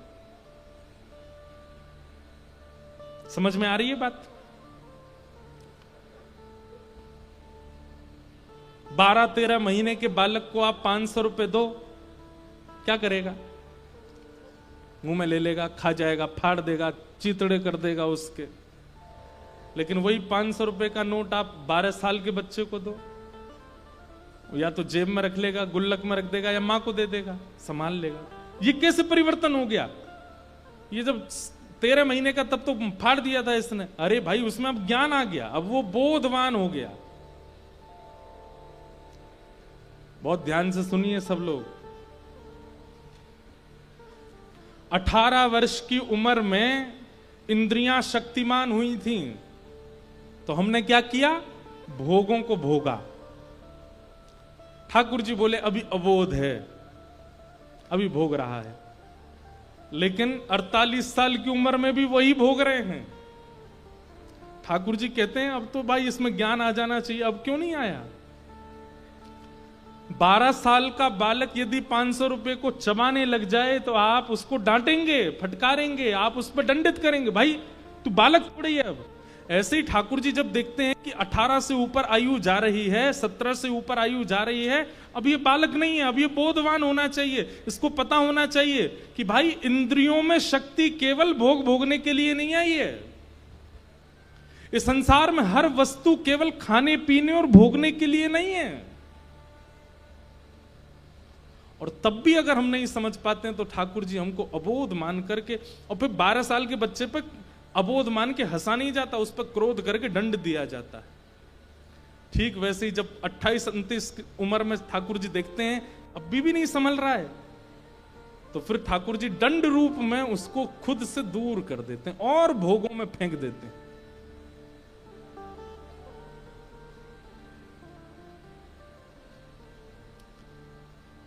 बहुत समझने वाली और बहुत चिंतन वाली बात है, इसको बहुत ध्यानपूर्वक सुनिए। भक्ति तो है पर ज्ञान नहीं है, तो भक्ति आपको प्रसन्न नहीं कर पाएगी। इसलिए ज्ञान का होना जरूरी है। और ज्ञान का मतलब बहुत नॉलेज नहीं, ज्ञान का मतलब केवल सही और गलत की पहचान, यही ज्ञान है। वैराग्य भक्ति के दूसरे पुत्र का नाम है। वैराग्य का मतलब क्या है? जैसे कई बार आपको कोई लत लग गई और उस लत को आप छोड़ नहीं पा रहे हैं, इसका मतलब आपके अंदर वैराग्य की कमी है, आपके अंदर राग हो गया है उस वस्तु के प्रति। कई लोगों को क्रोध की हो जाती है, कई लोगों को मोह की हो जाती है, कई लोगों को ईर्ष्या की हो जाती है। ये भक्ति के दो पुत्र हैं, ज्ञान और वैराग्य। ये यदि जागृत नहीं होंगे हमारा कल्याण निश्चित नहीं हो पाएगा। और इन दोनों को जागृत करने की सामर्थ्य श्रीमद् भागवत जी में, ज्ञान और वैराग्य। मैं एक बात कहा करता हूं कि श्रीमद् भागवत की कथा सुनने से, सत्संग श्रवण करने से, कथाएं सुनने से क्या होता है? बोध होता है। क्या सही है, क्या गलत है, क्या उचित है, क्या अनुचित है। सब लोग इधर देखो, बहुत ध्यान से सुनो।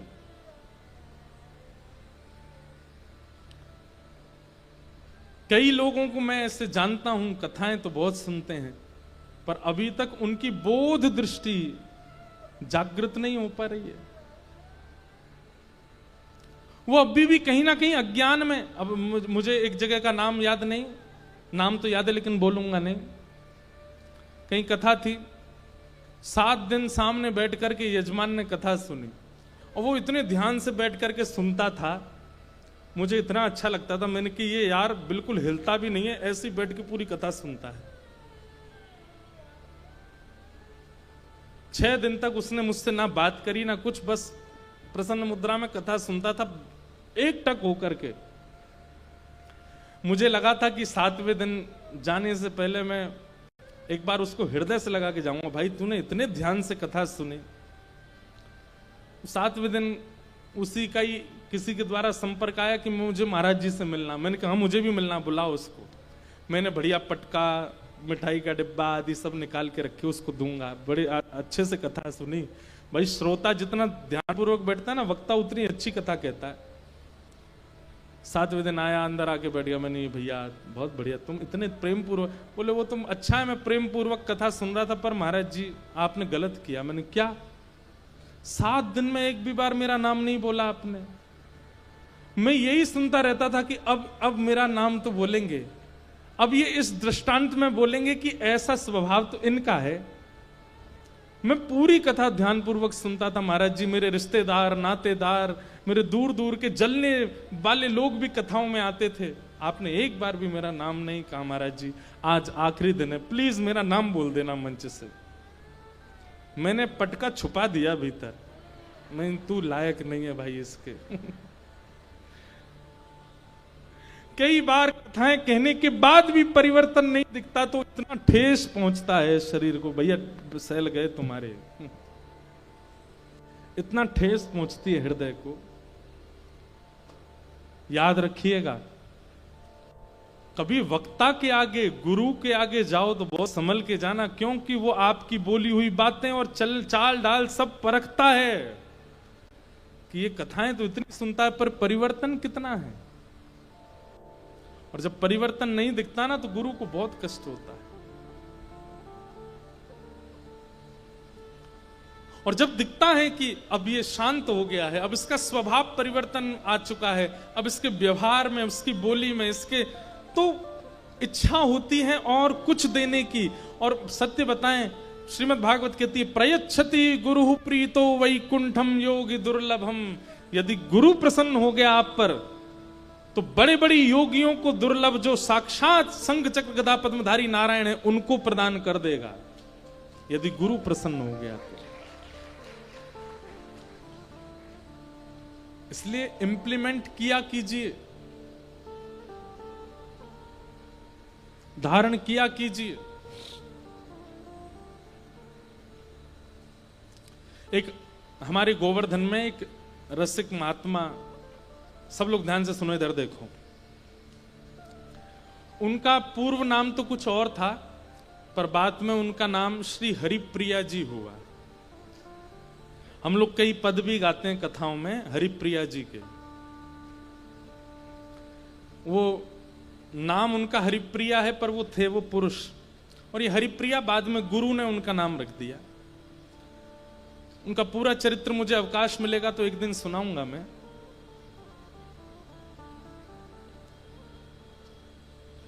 कोई श्री बोले हरिप्रिया जी का कोई पद मिले तो भेजना मुझे, हम सुनाएंगे फिर आपको पद। अब उनके बारे में सुनो। सब कुछ छोड़ छाड़ करके गोवर्धन चले गए। गोवर्धन में उनको एक गुरु मिल गए अपने। उनकी जीवनचर्या आदि आदि सब देख करके उनको लगने लगा यही मेरे गुरु हैं। चरणों में दंडवत प्रणाम किया। प्रणाम करके कहा कि मैं आपको गुरु बनाना चाहता हूं।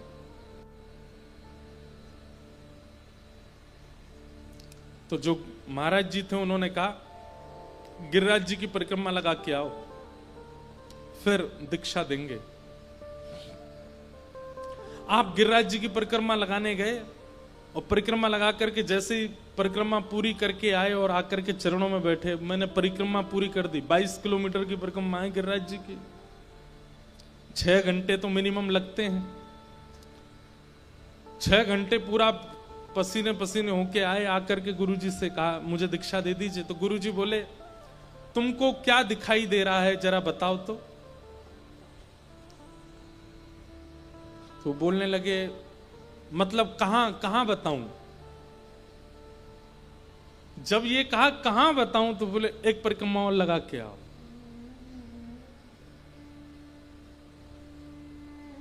और वो जैसी दूसरी कोई बात कहते तो वो तो नाराज हो जाते। बोले प्रश्न सवाल नहीं करोगे, जो कह रहा हूं करो, दीक्षा चाहिए ना, गुरु मानते हो, जाओ एक परिक्रमा और लगा के आओ। बेचारे एक परिक्रमा पूरी हुई थी, दूसरी परिक्रमा फिर चले गए। गुरु आ गया, पैरों में छाले पड़ गए। अब 7 घंटे लगे, थक गए थे। आए, चरणों में प्रणाम किया। बोले गुरु जी 2 परिक्रमा हो गई, अब तो दीक्षा दे दीजिए। बोले क्या दिख रहा है तुम्हें। अब बोले मैंने अगर पूछा कहां तो ये बोलेंगे पर तीसरी जाओ। तो इन्होंने थोड़ा बनावटी भाव, मेरे सदगुरुदेव भगवान सामने बैठे हैं, उन्होंने श्वेत करण के वस्त्र पहने हैं, नीचे अचला पहना है, पीछे मसनद लगी है, सुंदर ठाकुर जी का चित्र लगा है। बोले जाओ एक परिक्रमा और लगा के आओ। आप सोचिए पहले ऐसे ही शिष्य नहीं बनाते थे गुरुजन। ये ऐसे ही इतने आचार्यों को भगवत दर्शन ऐसे ही नहीं हो गया था। कितनी परीक्षाएं करके शिष्य दीक्षा दी जाती थी। वो बेचारे गुरु आज्ञा मान करके चले गए। अब तो चला भी नहीं जा रहा है, पैरों में से रक्त आने लगा। गिरिराज जी की परिक्रमा कर रहे हैं, चलते चलते गिर जाते हैं, फिर उठते हैं, फिर चलते हैं। अब तो 12-13 घंटे लगे उनको परिक्रमा पूरी करने में। 12-13 घंटे बाद आए, आकर के गुरु जी के आगे पस्त बिल्कुल हालत ऐसी हो गई कि किसी को भी दया आ जाए। गुरुजी आए, चेलाराम परिक्रमा हो गई? बोले जी गुरुजी। दीक्षा चाहिए? जी गुरुजी। उनको लगा कि अब तो दया से बात कर रहे हैं, हो सकता है दें। बताओ तुम्हें क्या दिख रहा है? मौन हो गए, कुछ नहीं बोले। बोले देखो, ये तुम्हारी परीक्षा नहीं है, ये स्थिति में आना पड़ेगा तभी तुमको दीक्षा मिलेगी। स्पष्ट बताओ क्या दिख रहा है? बोले गुरुजी मुझे कुछ नहीं दिख रहा, बस आप दिख रहे हो। फिर से जाओ, परिक्रमा लगाओ। वो समझ गए, बोले कुछ तो बात है। अब चौथी बार जब परिक्रमा लगाने गए तो ना तो खुद को देह माना और ना गिरिराज जी को पर्वत माना और ना परिक्रमा को मार्ग माना। स्वयं को एक सखी, एक गोपी माना। श्री गिरिराज जी को नंदालय माना कि नंद भवन है, इसी में ठाकुर जी रहते हैं। और परिक्रमा को श्री कृष्ण प्राप्ति का मार्ग माना। इस भाव से जब चलने लगे, कब परिक्रमा पूरी हो गई उन्हें पता नहीं चला। और जैसे ही अपने गुरुदेव के सन्मुख गए, गुरुदेव बोले क्या दिख रहा है? तो कहते हैं कि ऐसा लग रहा है कि मानो कोई सहचरी बैठी है और उसकी गोद में प्रिया प्रियतम दोनों विलास कर रहे हैं। तब गुरुदेव बोले अब तुम योग्य हुए, अब तुम्हें दीक्षा दूंगा। अब मुझे गुरु नहीं दिखा है, अब मुझे कोई सहचरी दिख रही है। उसने चुनरी पहनी है, आंखों में काजल लगा है, कानों में कुंडल पहने हैं, नाक में बेसर है और उसकी गोद में दो नन्हे नन्हे से सुकुमार बालक बालिका बैठे हैं। और ये निश्चित ही बालक बालिका कोई और नहीं है, प्रिया प्रियतम है, क्योंकि नीलमणि श्याम सुंदर हैं और गौरमणि श्री किशोरी जी। तब गुरु जी ने उनको दीक्षा दी और उनका नाम रख दिया श्री हरिप्रिया। भेजा कोई? सुनाते हैं उनका पद। अब पता नहीं कौन सा भेजा है।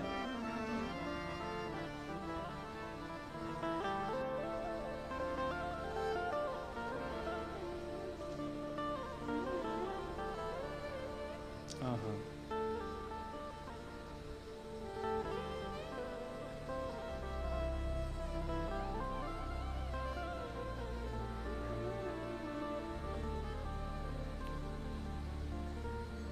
हरिप्रिया जी क्या गा रहे हैं?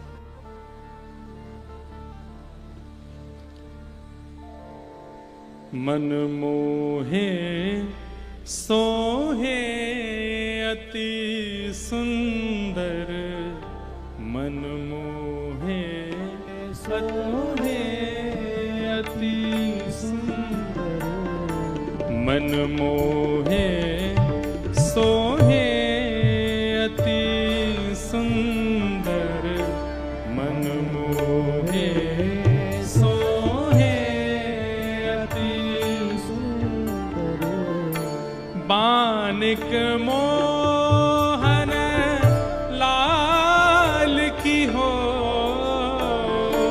बानिक मोहन लाल की हो। बानिक मतलब झांकी। कैसी झांकी है? बोले मन मोहे, मन को चुरा ले, सोहे अति सुंदर, बानिक मोहन लाल की हो। बानिक मोहन लाल की हो, बानिक गाओ साथ में, लाल की हो। मन मोहे सोहे अति सुंदर, मन मोहे सोहे। ठाकुर जी के श्रृंगार का वर्णन है। देखो, ये श्रृंगार रस खुली आंखों से नहीं सुना जाएगा, इसके लिए तो नेत्र बंद करने पड़ेंगे, मन चित्त में झांकी का दर्शन करना पड़ेगा। कैसे लग रहे हैं ठाकुर जी?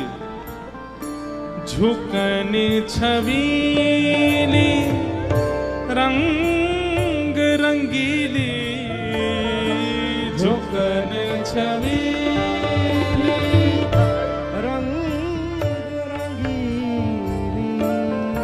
पगिया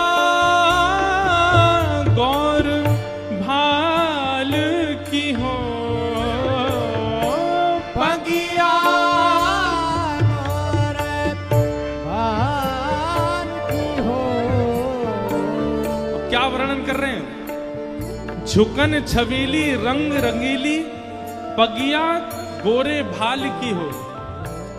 ठाकुर जी ने कैसी पाग पहनी है, उस पर सुंदर मोती रंगे हैं, रंग रंगीली पाग है, लेकिन झुकी हुई है। कहां की तरफ झुकी हुई है? बोले गोरी की तरफ, यानी किशोरी जी की तरफ पगड़ी झुकी हुई है ठाकुर जी की। झुकन छबीली रंग रंगीली, झुकन छबीली रंग रंगीली, पगिया गोर भाल की हो। पगिया गोर भाल की हो। मन मोहे सोहे अति सुंदर, मन मोहे सोहे अति सुंदर, मन मोहे सोहे अति सुंदर, मन मोहे सो है अति नवल नासिका नथ मोतिन की, नवल नासिका रथ मोती सुंदर मोतियों की नथ पहनी है अपनी नाक में। आहा, नवल नासिका नथ मोतिन की, नवल नासिका रथ मोती झलकने रूप रसाल की हो। झलकने रसाल की सुंदर नथ पहनी है ठाकुर जी ने, और जब जब ठाकुर जी हिल रहे हैं तो उसका जो मोती है वो हिल रहा है, और वो हिलता है तो इतनी सुंदर शोभा लग रही है ठाकुर जी की, उसका क्या वर्णन करूं मैं। श्री हरि प्रिया बसो नित हिय में, श्री हरि प्रिया बसोत ही है श्री हरि प्रिया बसो नित हिय में, श्री हरि प्रिया बसोत ही है चितवन नैन विशाल की हो। चितवन नैन विशाल की हो। मन मोहे सोहे अति सुंदर, मन मोहे सो है अति सुंदर। मन मोहे सोहे अति सुंदर, मन मोहे सो है अति सुंदर। श्री हरि प्रिया बसो नित हिय में, श्री श्री हरि प्रिया बसोत ही है चितवन नैन विशाल की हो। चितवन विशाल की हो। मन मोहे सोहे अति सुंदर, मन मोहे सो है अति सुंदर। आहा। श्री हरि प्रिया नित हिय में, लसो बसो सब काल, अति सुंदर वर सोहनी बानिक मोहन लाल। भैया ये बात हमने क्यों सुनाई? गुरु यदि प्रसन्न हो जाता है तो फिर आप चाहे कितने भी अयोग्य हो, कितने भी कामी हो, कितने भी क्रोधी हो, कितने भी विषयी हो, कितने भी भोगी हो, लेकिन गुरु यदि आप पर प्रसन्न हो गया तो सामान्य व्यक्ति से हरिप्रिया बनने में केवल 4 परिक्रमा लगेंगी। फिर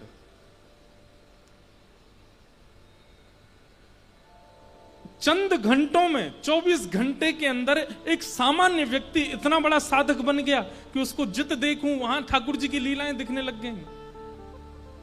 हम आप अगर होते क्या करते? हमसे गुरुजी ने कही होती जाओ परिक्रमा लगा के आओ, दीक्षा देंगे। फिर लगाया है, गुरुजी के पास आके बैठ गए। गुरुजी ने पूछा क्या दिख रहा है? कुछ नहीं, एक और लगा के आओ। बहुत ही जानू कि दूसरी लगाने चले गए, मान लो वो भी चले गए और दूसरी लगा करके भी आए, थके आ रहे, पांव ही गुरुजी की तरफ पसार के बैठ जाएंगे। गुरुजी दवाई दो, छाले पड़ गए। गुरुजी कहेंगे बेटा क्या दिख रहा है? कुछ नहीं दिख रहा, एक और लगा के आओ। सुनो, ये लो अपनी कंठी माला, किसी और को बना लेना चला भैया, हमसे ये सब नहीं होने वाला। बस पकड़ेंगे सीधा दिल्ली, फ्लाइट पकड़ के उल्लासनगर, नहीं आना हमको। वह हो गई श्रद्धा पूरी, भूखे भजन ना होए गोपाला, ले लो अपनी कंठी माला। आजकल गुरु तो परीक्षा लेते ही नहीं है। गुरुओं को भी लग रही है कि हमारी बड़े फौज, लेकिन भैया भले ही गुरु दीक्षा मिले ना मिले, आप जिनकी वाणी के प्रति, जिनके रूप के प्रति, जिनके स्वरूप के प्रति, जिनके भाव के प्रति समर्पित हो, उनकी प्रसन्नता, और उनकी प्रसन्नता मतलब उनको खिला के पिला के पहना के नहीं, उनकी प्रसन्नता मतलब उनकी वाणी का निरध्यासन करके उनको प्रसन्न कर दो। यदि वो आपके इस भाव से प्रसन्न हो गए तो प्रयच्छति गुरु प्रीतो वैकुंठम योगी दुर्लभम, बड़े बड़े योगियों को दुर्लभ जो वैकुंठ है उसकी प्राप्ति गुरु केवल इच्छा मात्र से कर सकता है, करा सकता है।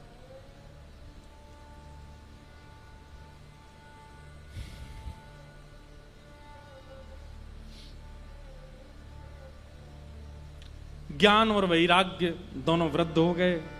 नारद जी ने सनत कुमारों से जाकर के पूछा कि ज्ञान वैराग्य के पुनरुत्थान का कोई साधन बताओ। तब सनत कुमारों ने उत्तर देते हुए कहा कि भैया 5 प्रकार के यज्ञ होते हैं। कौन कौन से? द्रव्य यज्ञास्तपो यज्ञा योग यज्ञस्तथा परे स्वाध्याय ज्ञान यज्ञस्य ते तु कर्म विसूचका। सबसे पहला यज्ञ कौन है? तो कहते हैं द्रव्य यज्ञ। कहीं पर धन का प्रयोग करते हैं, पुष्प का प्रयोग करते हैं, सामग्रियों का प्रयोग जब आप यज्ञ में करते हैं वो द्रव्य यज्ञ कहलाता है। यज्ञ का मतलब हवन नहीं होता है, यज्ञ बहुत प्रकार से होता है। भगवत प्राप्ति कराने वाला कोई भी क्रिया हो वो यज्ञ है। परिक्रमा लगाना भी यज्ञ है। परिक्रमा लगाने के लिए, जाने के लिए आपने जितने पैसे खर्च किए वो भी यज्ञ की आहुति माने जाएंगे। वहां जो आपने समय खर्च किया वो भी यज्ञ की आहुति माना जाएगा। वहां जो आपने पुण्य किया वो भी यज्ञ की आहुति। यज्ञ का मतलब भगवत प्राप्ति के लिए किया गया समस्त क्रियाएं यज्ञ रूप मानी जाती हैं। तो सबसे पहला द्रव्य यज्ञ, दूसरा है तप यज्ञ। तप यज्ञ किसको कहते हैं? भगवत प्राप्ति के लिए जब आप अपनी सुख सुविधाओं से परे रहते हैं उसको तप यज्ञ कहते हैं। जो अभी हम करके आ रहे हैं नासिक से, तप यज्ञ है। हम सत्य बता रहे हैं, वहां दत्त धाम, यहां उल्लासनगर से भी बहुत लोग जाते हैं। वहां रहना और वहां रह करके 7 दिन, पिछली बार तो 1 महीना की करी थी हमने। वहां रहना और रह करके कथा सुनना या करना हंसी खेल नहीं है। इतने नियम हैं वहां पर, इस बार तो मुझे बड़ी छूट थी, इसलिए ज्यादा नियमों में नहीं था मैं, लेकिन फिर भी बहुत नियम है। अगली साल फिर से हमारी 1 महीना की कथा है वहां पर, अगली साल फिर नियम है। नींद केवल 2.5 से 3 घंटे है बस वहां पर, इससे ज्यादा नहीं सो सकते आप। इतने दिनचर्या में क्रम ही इतने। सुबह सुबह स्नान करना है नदी में, चलो ठीक है, गर्मी है, मन तो सबका करता है कि नहा लें हम, पर आप सीधे बिस्तर से उठ के नदी में नहीं कूद सकते, पहले आपको वॉशरूम में नहाना पड़ेगा। वहां नहा करके फिर नए कपड़े पहनो, तिलक स्वरूप लगाओ, जैसे मंदिर तैयार होके जाते हैं वैसे जाओ, तो प्रणाम, फिर स्नान करो। खाली बैठने का वहां काम नहीं, कुछ ना कुछ करते रहो। सेवाएं हैं, गौ सेवा है, गौ सेवा करो, मंदिर में झाड़ू पोंछा करो, इतने वैदिक वहां रहते हैं, सबको भोजन प्रसाद पवाओ। तप है वहां रहना। लेकिन मैं एक बात कहता हूं कि तप बोझ की तरह लगने लग जाए तो वो तप उसी समय नष्ट हो जाता है। कई लोग व्रत का नियम ले लेते हैं, एकादशी व्रत का, लेकिन उनको बोझ जैसे लगने लगता है। अब भाई तुम्हारी जो है वो रिजल्ट आने की पार्टी कब की है? वो परसों है, परसों तो एकादशी है। भैया यार किसी और दिन रख ले एकादशी, उस दिन तो हम कुछ नहीं खा सकते। अरे खाली हो यार, उसी दिन करूंगा मैं तो सुबह से दुखी बैठे हैं बच्चे, क्यों? आज मेरे मित्र के यहाँ पार्टी पर एकादशी में तो खा ही नहीं सकता, ये एकादशी कल नहीं हो सकती थी। ये विचार जैसे आया ना, उसी समय एकादशी का पूरा पुण्य खत्म हो जाता है। आप बोझ की तरह उसको नहीं कर सकते। तप का मतलब होता है कि वो स्वेच्छा और स्वानंद होना चाहिए। वैसे अब तो नहीं लगता लोगों को कथा में अब सुख मिलता है, पर कभी कभी कथा में लगने लग जाता है, अरे यार कब बजेंगे 9, कब हो कथा पूरी, कब जल्दी चले यहां से प्रसाद पाए। ये बोझ जैसे ही भगवत कृपा लगने लग जाए ना, उसी समय उठ के चले जाना है आपको, क्योंकि बोझ अनुभव करने के बाद फिर जितना क्षण आप रुकोगे उतने क्षण पाप बनता जाएगा आपसे। एकादशी के दिन यदि बोझ